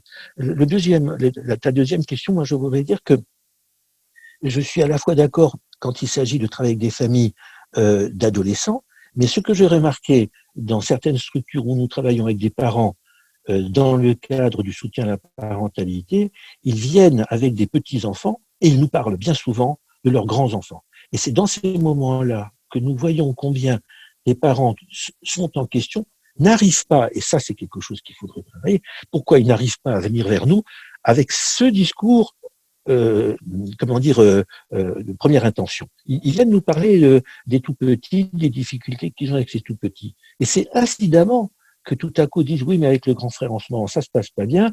Ils recommencent à faire pipi au lit en parlant du petit, et tout à coup on parle du grand et on parle de tout à fait autre chose. Et je pense que ça c'est quelque chose d'intéressant parce que aussi bien des populations d'origine maghrébine que d'origine turque ne viendront jamais parler de leurs adolescents. Par contre, ce que nous avons, comme ça, à Barbès, avec lesquels nous travaillons, certaines populations d'origine d'Afrique subsaharienne, c'est également parce qu'ils peuvent parler d'autres choses que nous entendons parler des grands. Et ça, je pense que c'est un élément qu'il faudrait pouvoir prendre en compte. Il y a deux questions à propos des références qu'on a faites. Est-ce que mon micro est ouvert? Oui. À Mélanie Klein. Peut-être faut-il juste rappeler, c'est quelqu'un qui s'appelle Nasser qui me sollicite là-dessus, les notions de position dépressive et de position schizoparanoïde. Mélanie Klein décrit comme premier mode d'organisation de la psyché de l'enfant la position schizoparanoïde dans laquelle il y a l'incorporation dans le moi d'objets clivés, hein, le clivage étant le mécanisme de défense le plus caractéristique de cette position, un bon objet et un mauvais objet, eux-mêmes liés au conflit présent dès le début de la vie pour Mélanie Klein de la pulsion de vie et de la pulsion de mort. Et puis l'accession à la position dépressive correspond au moment où l'enfant se représente que l'objet extérieur est à la fois pourvu de bonne et de mauvaise qualité, c'est-à-dire qu'il peut être présent et satisfaisant à certains moments et à d'autres moments faire défaut et confronter la psyché de l'enfant à l'expérience du manque. Et donc, bons et mauvais objets ne font qu'un, en quelque sorte, et c'est l'accession à la dépression. Mais en même temps, il faut rappeler qu'il ne s'agit pas de stade pour Mélanie Klein, mais qu'il s'agit de positions qui restent présentes. Et pour rebondir sur la remarque de Geoffroy Klimpel, il y a effectivement, je crois, à penser que dans ces phénomènes de haine et de radicalisation, on peut penser qu'il y a un retour vers des positions de clivage, à la fois d'identification projective et de clivage. Hein. C'est-à-dire, les mauvais objets sont à l'extérieur. Hein. Et tout ce qui n'est pas correspond pas à même pensée, même idéologie, est un mauvais objet à détruire. Hein. Je crois qu'il y a quelque chose de cet ordre-là qui permet de penser à des modes de fonctionnement aussi radicalement haineux et rejetants. Oui, je sais pas si je comprends très bien la question de Nasser, mais elle me donne la possibilité de dire quelque chose dont on peut discuter. Je crois que s'il est désormais évident, établi, que les choix, les actes radicaux n'émanent pas de n'importe qui, on l'a dit, hein, avec cette question d'offres, etc. Je voudrais quand même insister sur le fait que il n'y a rien qui met à l'abri de ce type d'option personne. Personne n'est à l'abri et personne n'est vraiment assuré d'être protégé contre une production haineuse personnelle. Personne ne peut en effet se considérer comme complètement et définitivement à l'abri de la terreur ineffable de la phobie ou de l'ébranlement du sujet que peut susciter l'autre dans sa dangerosité, selon les circonstances de l'existence. Même si la culture au sens allemand du terme, hein, pas la culture de notre ministère de la culture, mais la culture qu'il faut entendre comme civilisation. Voilà. Même si la civilisation permet au petit homme de dépasser au début de sa vie le rejet primordial de cet autre et peut par la suite continuer à remplir cet office, personne ne sait jamais à l'avance quelles limites ces possibilités de symbolisation vont rencontrer. C'est ce qui justifie d'ailleurs, c'est le thème d'un de mes travaux, c'est ce qui justifie la plus grande des vigilances, aussi bien à l'égard d'autrui que de soi-même. Lorsque, effectivement, en période de crise, et la haine que la crise peut produire, quand réapparaissent des discours et des actes qu'on pourrait croire d'un autre temps et surtout qu'on pourrait croire réservés à l'autre. On l'a vu ces jours-ci, les radios n'en ont pas fait énormément état, mais on en a eu quand même quelques flashs qui faisaient état d'agressions contre des populations chinoises à Paris dans le cadre de la supposée origine de ce Covid-19 et la haine que ça peut susciter contre ces populations. J'ai même entendu d'ailleurs que c'était pas des Chinois mais des Cambodgiens qui avaient été agressés. Et de la même manière, tous les discours dont on parle relativement peu et qui font des populations maghrébines ou d'origine maghrébine des cibles tout à fait choisies par certains qui sont également pris dans la haine de l'autre et qui sont, comme le disait Hassoun, en proie à l'étranger. Et je pense que ça, c'est très, très important. Et ça va à l'encontre, finalement, d'une thèse qui voudrait qu'il y ait une généralisation chez ces populations radicalisées de structures installées, de structures extrêmes.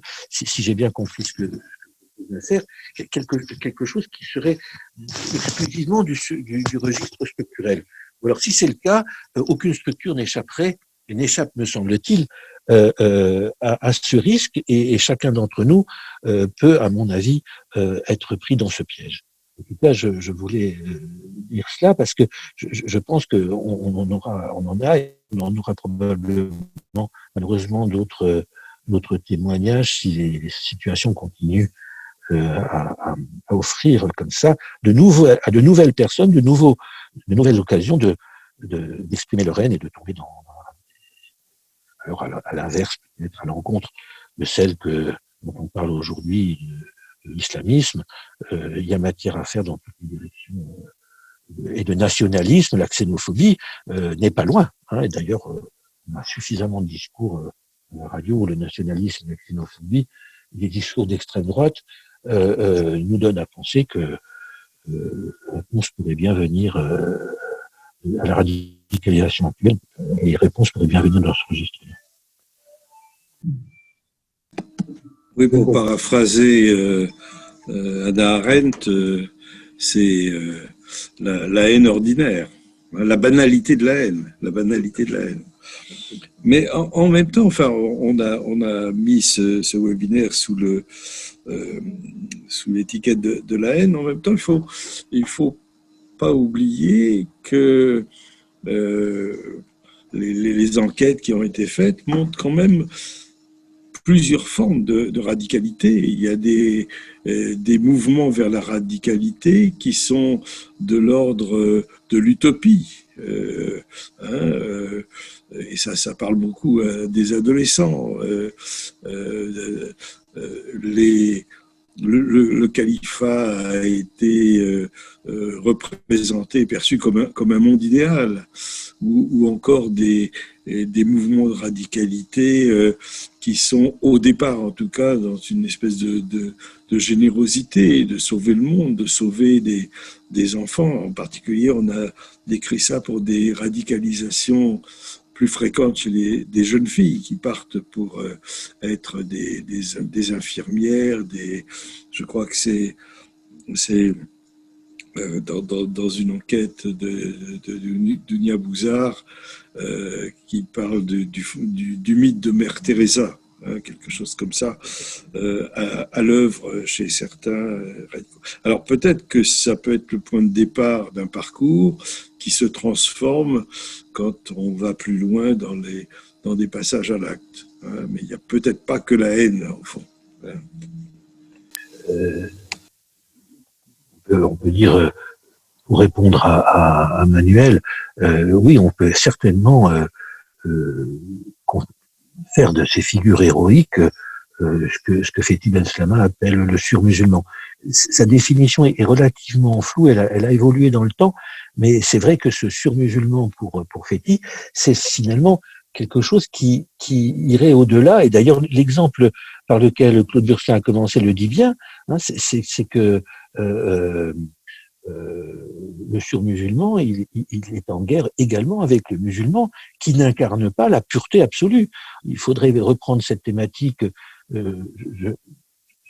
Peut-être que je vous ferai passer un texte là-dessus. La question de la pureté, on n'a pas abordé, mais la pureté à laquelle l'adolescent aspire et dont on parle, pour lui, ce jeune homme, il n'y en a aucun qui est suffisamment pur.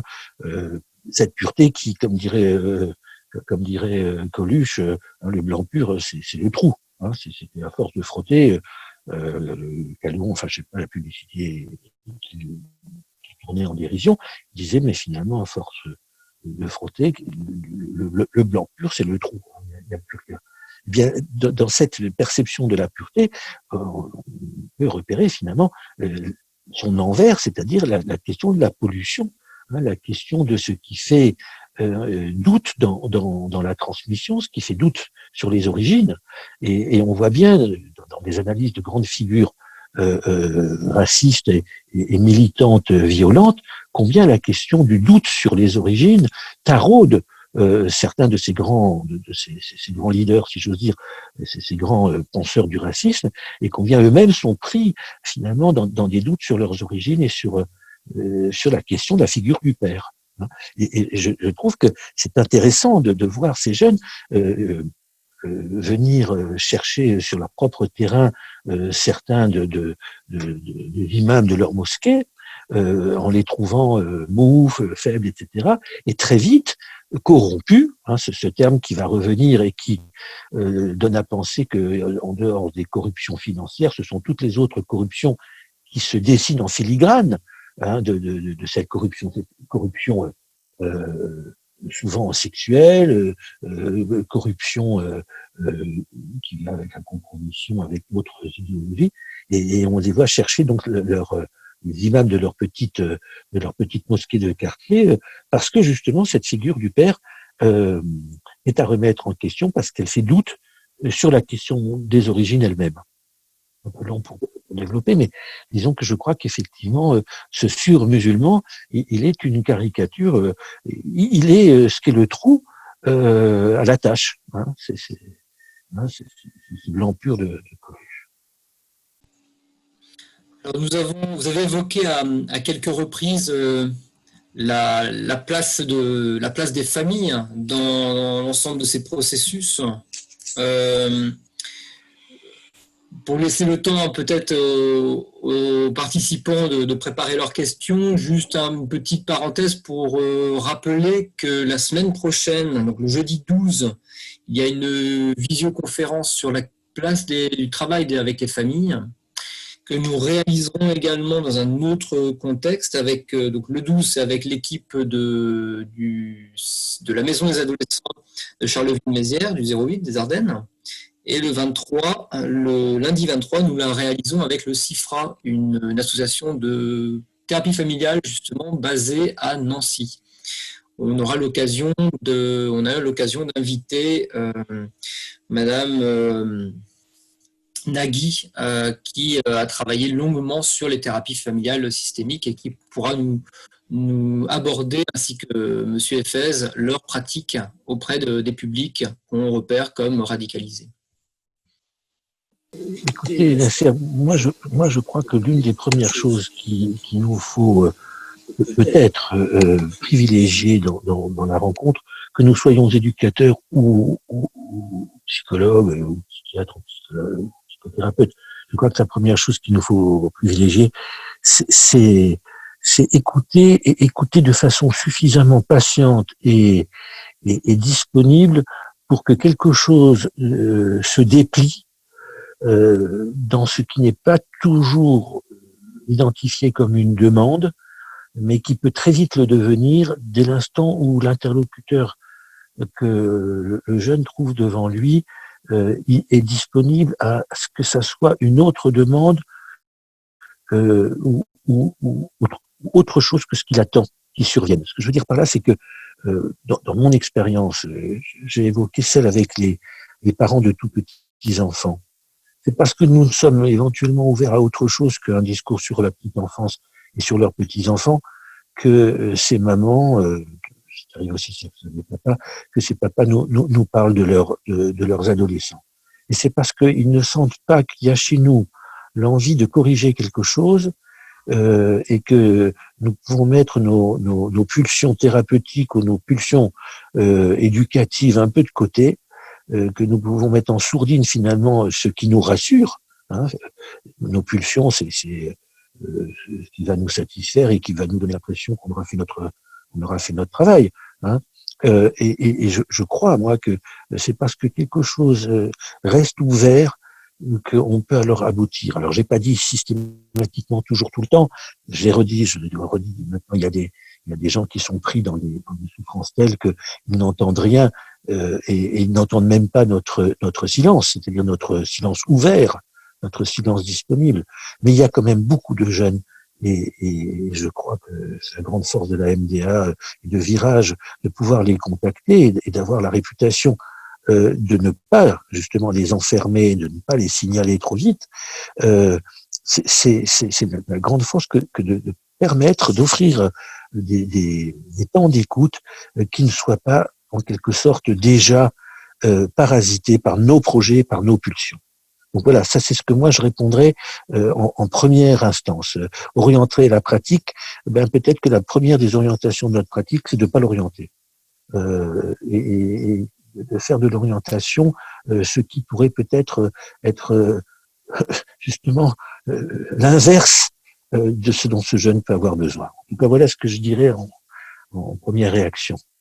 C'est parfois d'ailleurs l'une des premières expériences pour certains enfants, adolescents, d'être réellement écoutés. C'est ce qu'on découvre au fil de ces suivis, qu'ils n'ont jamais eu cette sensation auparavant de pouvoir exprimer ce qu'ils pensaient et que quelqu'un écoutait réellement et en tenait compte, était intéressé par ses vécus, par ses pensées.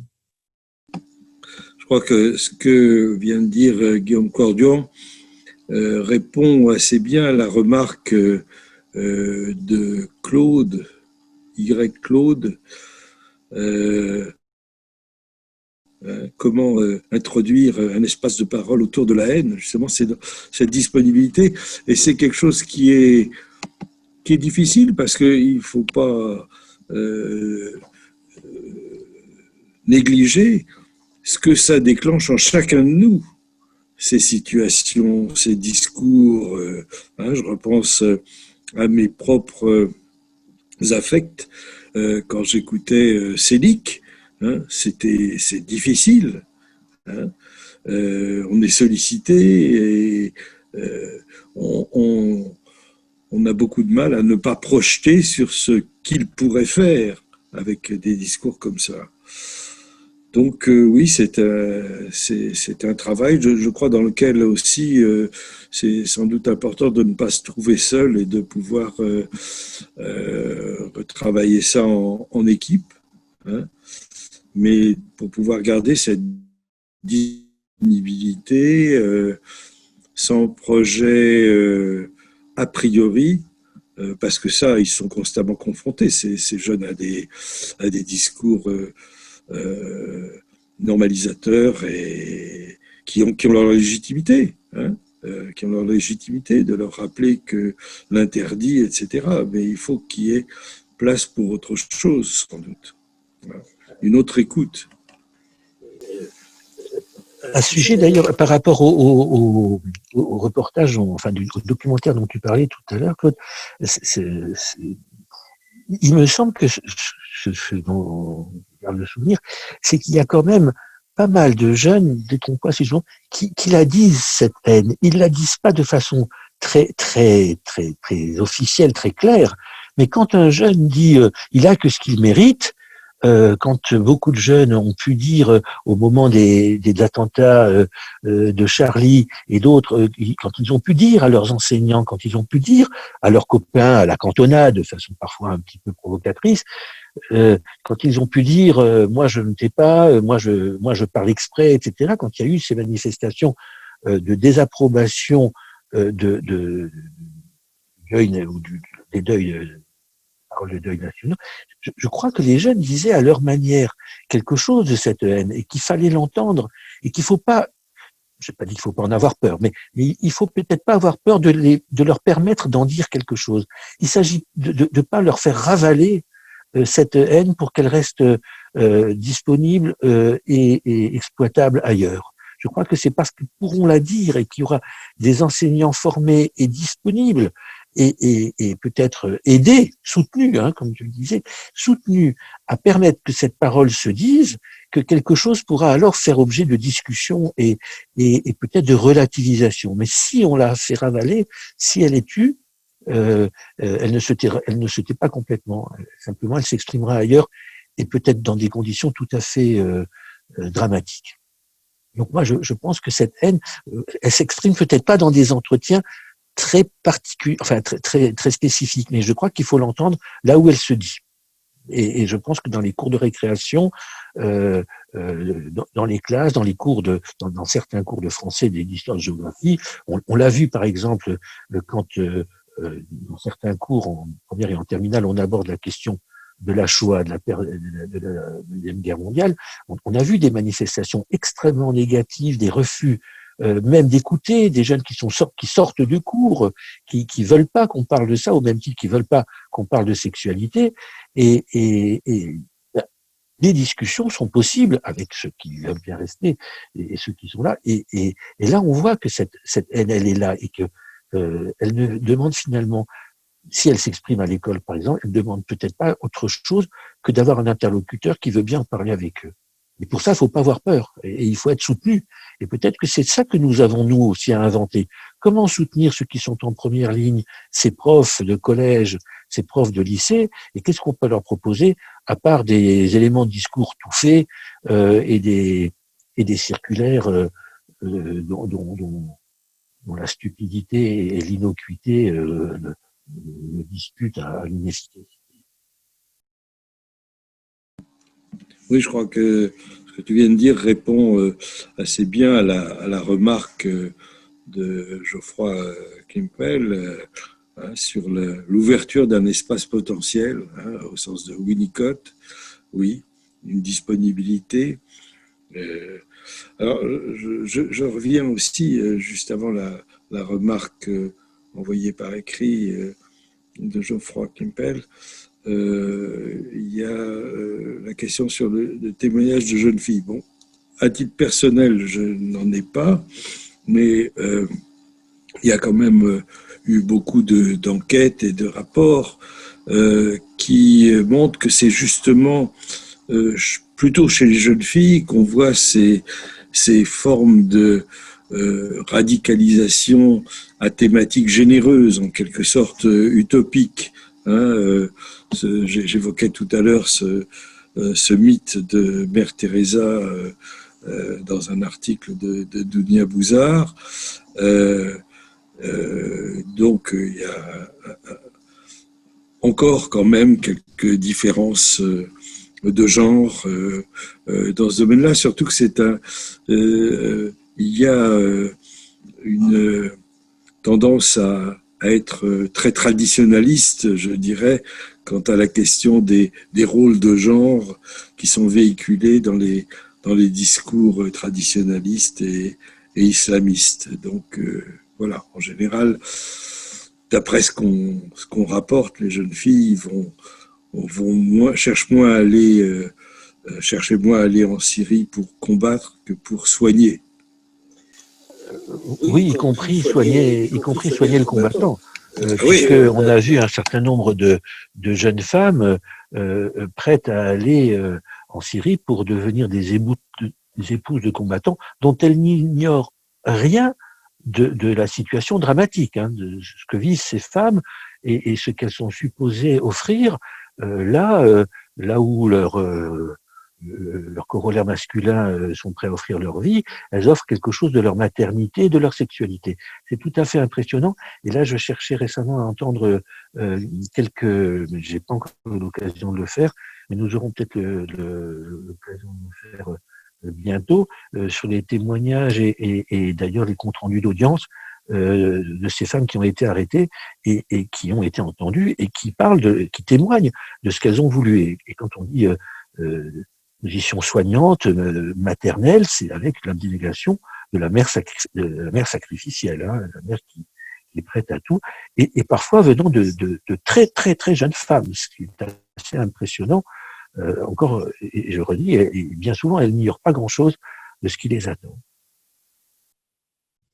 Alors, si je peux me permettre de rebondir sur le sujet des jeunes femmes, c'est vrai que Dounia Bouzard, en 2014, mettait en avant principalement cet aspect de l'aide à l'autre. Toutefois, nous, cliniquement, donc on a à peu près 60% de jeunes filles dans notre file active, remarque que l'expression, les manifestations, l'expression du symptôme est peut-être un peu différente, mais les moteurs sous-jacents à ce qui se joue dans le parcours de radicalisation est quand même finalement assez similaire. Que ce soit l'achoppement, de la séparation, de l'autonomisation, de la subjectivation dont vous parliez tout à l'heure, que ce soit la haine dont vous avez longuement parlé, on la retrouve également. Elle est dite différemment, mais la situation clinique que nous avons déployée dans notre dernier article en thérapie familiale d'une jeune fille qui disait très bien sa rage et son désir d'en découdre, d'exprimer cette rage en détruisant quelqu'un, quelque chose. Qui faisait écho vraisemblablement là aussi à un vécu dépressif fort, en lien chez elle comme chez beaucoup d'autres, alors ça c'est la littérature et des échanges avec des confrères, avec des agressions sexuelles ou des séductions traumatiques, on pourrait dire, si on reprend un peu cette terminologie, donc une confrontation à la sexualité adulte qui a été traumatisante. Et on pourrait être surpris du paradoxe de ces jeunes filles d'aller justement être l'épouse, une énième épouse de combattants en Syrie, où on sait on peut imaginer, nous, que le rapport à la liberté de consentement des femmes n'est peut-être pas ce qui est possible légalement en France. Pour autant, ce que nous disent bon nombre de ces jeunes filles, c'est qu'au moins là, elles choisissent quelque chose. Elles ont la sensation d'être actrices de ce choix et que s'il y a sexualité, cette sexualité a un sens transcendant. Il est en lien avec la transcendance religieuse et elle n'est pas là que pour la satisfaction d'un homme prédateur comme elles ont pu le vivre précédemment. Et puis pour certaines, il y avait en tout cas, notamment dans les départs en Syrie ou dans les projets d'attentats, conjointement à la haine, comme on le disait tout à l'heure, la question quand même du sacrifice et du suicide et d'en finir radicalement. Pour répondre à la question, où est-ce que j'ai entendu parler de leur accord, et je pense qu'il y a suffisamment de témoignages qui ont été récoltés au retour de ces femmes de Syrie, ce que nous avons pu, en tout cas, ou d'Irak, ce que nous avons pu en lire, et ces témoignages qui ont été enregistrés, et où certaines ne cachent absolument pas qu'elles savaient ce à quoi elles allaient contribuer. Où est-ce que j'ai vu ça? Mais je crois qu'il faut que vous alliez voir dans ces comptes rendus et ces reportages et les éléments dont on dispose. Je ne parle évidemment pas de celles qui ont été capturées et qui ont été vendues. Je ne confonds pas les registres. Il y a des femmes qui ont été capturées et qui ont été vendues pour justement servir de femmes à des hommes engagés dans les combats. Là, je parle de celles qui ont pu tenir des discours où elles pensaient effectivement faire quelque chose, participer à cette via de cette manière-là. Si vous voulez, si vous en avez la possibilité, je vous renverrai les articles que j'ai pu consulter à ce sujet ou les comptes rendus que j'ai pu consulter. Je le ferai volontiers, même si ce n'est pas très très agréable comme lecture. Voilà. Merci beaucoup, Monsieur Burstenge. Merci beaucoup, Monsieur Schauder. Ça a été un plaisir, un grand intérêt de vous écouter. Ça m'a donné même concrètement des idées très pratiques. En vous écoutant, Monsieur Schauder, sur la question des maisons vertes, c'était une idée qui me trottait à l'esprit depuis quelque temps, mais que je n'avais pas réussi à formuler de cette façon-là. Oui, la prévention, il faut que nous la jouions auprès des familles et auprès des enfants dès la maternelle. Certainement pour leur permettre de parler de leur adolescent, mais peut-être également pour qu'ils puissent parler de leurs enfants, de leurs petits-enfants, et que, pas forcément que nous, Maison des adolescents et Réseau Virage, mais que l'ensemble des structures qui accompagnent les familles puissent venir apporter des des identifications positives à ces enfants précocement, très précocement, et puissent donc étayer leur avenir. En tout cas, avoir un contact précocement avec ces familles me paraît effectivement nécessaire. Quand tu dis précocement, Guillaume, excuse-moi de t'interrompre, tu évoques la maternelle, je dis c'est avant la maternelle, c'est avant. C'est quand les structures Maison Verte reçoivent des enfants, c'est-à-dire jusqu'à 3 ans, c'était avant l'école maternelle.